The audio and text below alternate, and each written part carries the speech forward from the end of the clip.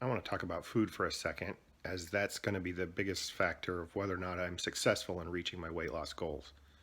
However, before I do, I'd like to describe how I got to be as big as I am. So, when I was younger, I was bigger than my brothers and sisters, but I was not necessarily overweight. I played soccer. I could run 5 to 10 miles. I rode my bike everywhere. Um, I even climbed mountains and hiking, backpacking, you name it. Anyway, the activity was there, so I could eat whatever I wanted. I'm sure that I overeat as a child. Um, there's going to be some factors that go along with that. We could go over emotional eating or stress eating, but there's no point. I just want to describe how I've gained and lost weight real quick.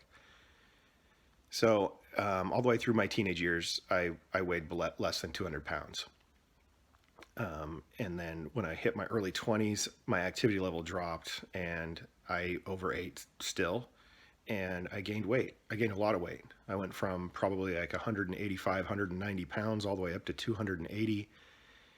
And then I had a surgery. And after the surgery, I started exercising pretty regularly. And I lost 90 pounds in a year. I went from 280 to 190.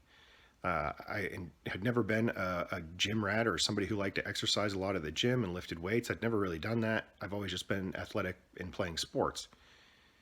So at having lost 90 pounds by exercising at the gym and watching what I ate, I really enjoyed it. So I continued to exercise at the gym and lift weights, and I went from 190 to 225 pounds.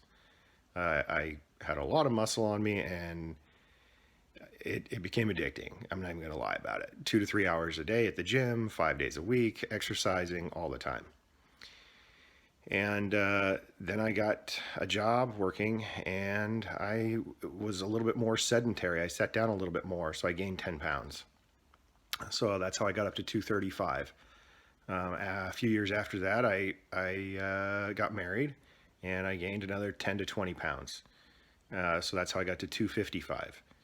Then I went to graduate school and had kids and moved a lot, and everything was stressful, and I didn't have the same activity level, and I got all the way up to 275 to 280. And I have since been there for, I don't know, over 10 years.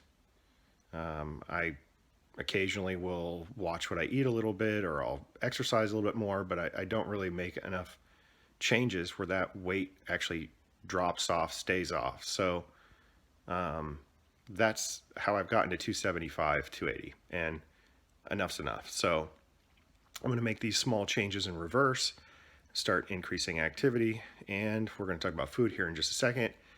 And between the two changes, I think that that'll be enough of a change for my lifestyle and who I am to get myself back to where I would like to be. So, food. There's not one rule with food. There's going to be several. I have issues eating too much, so main rule here is choose how much to eat before I actually start eating. It doesn't matter whether I give myself too big of a portion up front, so long as I decide ahead of time how much I'm going to eat. So the first part of the rule is don't start eating until you've decided how much you're going to eat.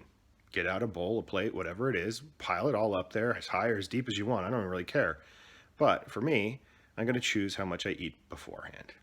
That'll help me not overeat, because after I finish eating that plate, I will have already known that that's what I decided was appropriate for my height, size, weight, gender, whatever.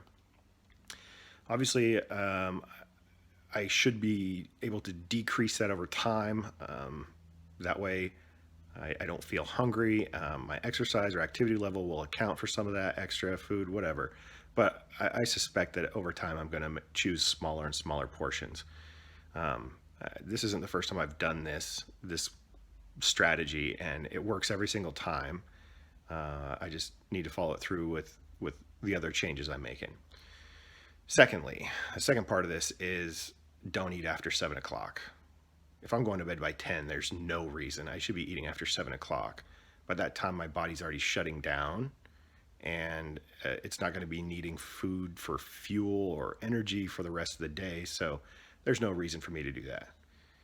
Other things that I would consider to be part of the rule is just drink more water and choose healthier snacks.